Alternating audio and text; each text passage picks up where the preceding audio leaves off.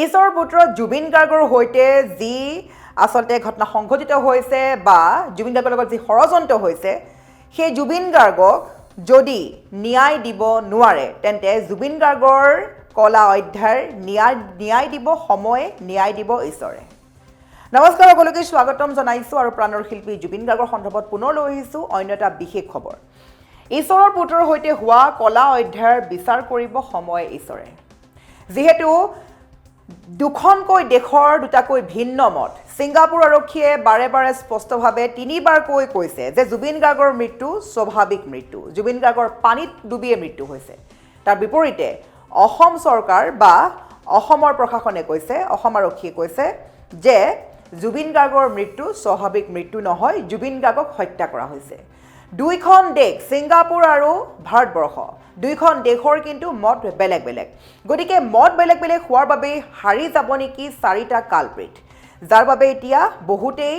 কৈ আছে বা ভাবিছে যে ন্যায় নাপাব জুবিন গাৰ্গে। যদি প্ৰকৃততে জুবিন গাৰ্গে ন্যায় নাপায়, এতিয়া বহু লোকেই মাথো এৰিছে ঈশ্বৰৰ ওপৰত। সকলোৱে কৈছে যে ঈশ্বৰে ইয়াৰ ব্যৱস্থা গ্ৰহণ কৰিব। জুবিন গাৰ্গৰ লগত যি অতিকৈ বেয়া কলা অধ্যায় সংঘটিত হ'ল, সেই কলা অধ্যায়ৰ কিন্তু প্ৰত্যুত্তৰ দিব সময়ে, প্ৰত্যুত্তৰ দিব ঈশ্বৰে। ঈশ্বৰে ইয়াৰ বিচাৰ ল'ব, কিয়নো ওপৰতো এজন আছে, তেওঁ সকলো চাই আছে। জুবিন গাৰ্গৰ লগত যি ভয়ংকৰ কাণ্ড সংঘটিত হ'ল, সেই কাণ্ডৰ পিছত যদি কিবা কাৰণে চাৰিটা কালপ্ৰিট আকাশৰ তললৈ ওলাই আহে, মুকলি আকাশৰ তললৈ ওলাই আহে, তেন্তে কোনো পধ্যেই অসমবাসীয়ে তেওঁলোকক সহায় নকৰিব। যদি জুবিন গাৰ্গে ন্যায় নাপায়, যদি জুবিন গাৰ্গৰ ন্যায়ৰ বাবে সদায় অপেক্ষা কৰিব লগা হয়, যদি প্ৰাণৰ শিল্পীগৰাকীয়ে ঈশ্বৰৰ পুত্ৰগৰাকীয়ে যদি ন্যায় নাপায়, সেই ন্যায় দিব ঈশ্বৰে, সেই ন্যায় দিব সময়। আপুনি যদিহে একমত আমাক জনাওক আপোনাৰ মতামত। সময় বা ঈশ্বৰে ন্যায় দিব বুলি আপুনি ভাবেনে জুবিন গাৰ্গক? কিয়নো দুখন দেশৰ দুটা ভিন্ন মত, যাৰ বাবে অসম চৰকাৰৰ বা অসম আদালতত যেতিয়া সিদ্ধান্ত লোৱা হ'ব, যে আইনী প্ৰক্ৰিয়া চলিব, যেতিয়া প্ৰমাণ বিচাৰিব, ছিংগাপুৰ প্ৰশাসনে কি প্ৰমাণ দিছে বা তথ্য দিছে, তেতিয়া দাঙি ধৰিব সেই তথ্য, যি তথ্যত লিখা আছে যে জুবিন গাৰ্গৰ মৃত্যু পানীত ডুবি হৈছে, মৃত্যু স্বাভাৱিক। আৰু ছিংগাপুৰত যিহেতু এই ঘটনা সংঘটিত হৈছে, গতিকে ছিংগাপুৰৰ তথ্যটো অতিকৈ গুৰুত্বপূৰ্ণ হৈ পৰিব। অসমতকৈও ছিংগাপুৰৰ তথ্যটো অতিকৈ গুৰুত্বপূৰ্ণ হৈ পৰিব, যাৰ বাবে অন্তিম পৰ্যায়ত আদালতত ছিংগাপুৰৰ সেই তথ্যৰ বাবে সম্পূৰ্ণৰূপে চাৰি কালপ্ৰিট হাৰি যাব পাৰে, দুখমুক্ত হৈ যাব পাৰে চাৰিটাকৈ কালপ্ৰিট, যাৰ বাবে জুবিন গাৰ্গে ন্যায় নাপাবও পাৰে। গতিকে এতিয়া বহুতেই কৈছে যে জুবিন গাৰ্গক ন্যায় দিব ঈশ্বৰে, জুবিন গাৰ্গক ন্যায় দিব সময়। সবিশেষ খবৰ লৈ আহিছোঁ প্ৰত্যেক দৰ্শকৰ বাবে প্ৰাণৰ শিল্পী জুবিন গাৰ্গৰ ন্যায় সন্দৰ্ভত আন এক খবৰ। জুবিন গাৰ্গৰ লগত ঈশ্বৰ পুত্ৰৰ সৈতে হোৱা ভয়ংকৰ কলা অধ্যায়ৰ বিচাৰ কৰিব ঈশ্বৰে, বিচাৰ কৰিব সময়ে। কিয়নো ওপৰতো এজন আছে, সত্যৰ সদায় জয় হয়। সময়ে বিচাৰ কৰিব কলা অধ্যায়ৰ, বিচাৰটো অসমৰ ৰাইজে 100% কৰিব। দুখন দেশৰ দুটা ভিন্ন মত, যাৰ বাবে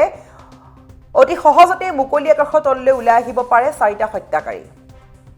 বহুতেই কৈছে যে জোনমণি ৰাভা আৰু অভিন্দ্ৰৰ দৰে হ'ব নেকি? আজি বহু ৰাইজ নিমাত হৈ পৰিছে, কিন্তু সকলোৱে মাথো বিশ্বাস কৰিছে যদি কিবা কাৰণে 5 অপৰাধী বা 4 অপৰাধী মুকলি আকাশৰ তললৈ ওলাই আহে দুখন দেশৰ এটা ভিন্ন মতৰ বাবে,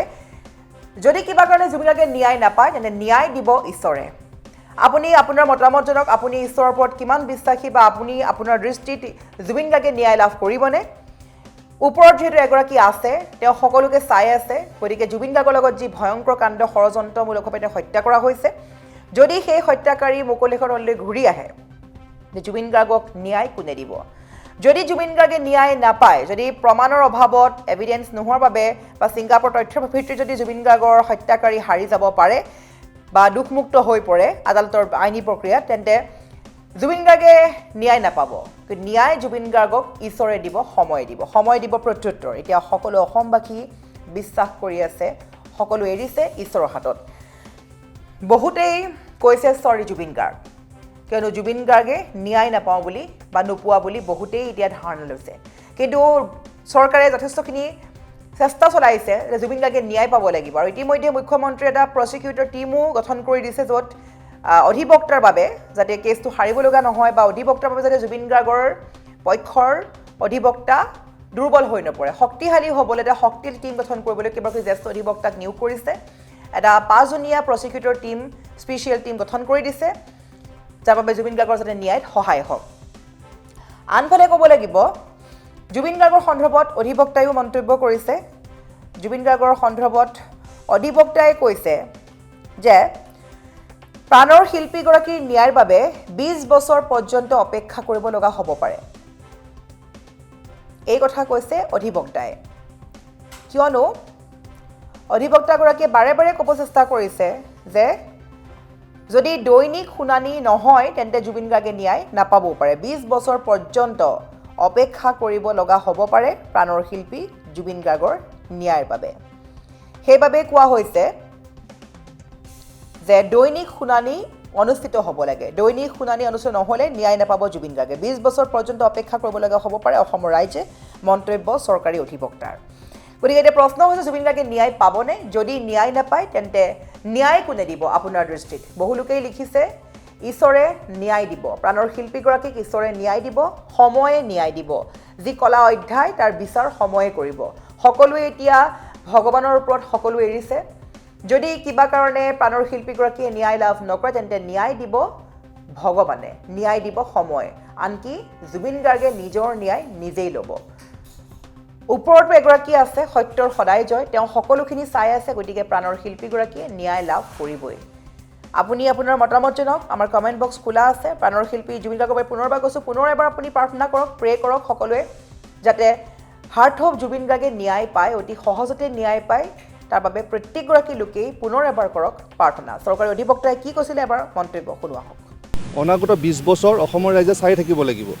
এইটো জুবিনদাৰ ন্যায় বুলি কৈ আছে আমি কৈছোঁ জুবিনদাৰ ন্যায় নহয়তো অসমৰ ৰাইজৰ ন্যায় বা তেওঁৰ পৰিয়ালৰ ন্যায় আজি যেতিয়া কেছটো হৈছে এটা বহুত দীঘলীয়া প্ৰচিডিউৰ বহুত কেইখন পিটিশ্যন থাকে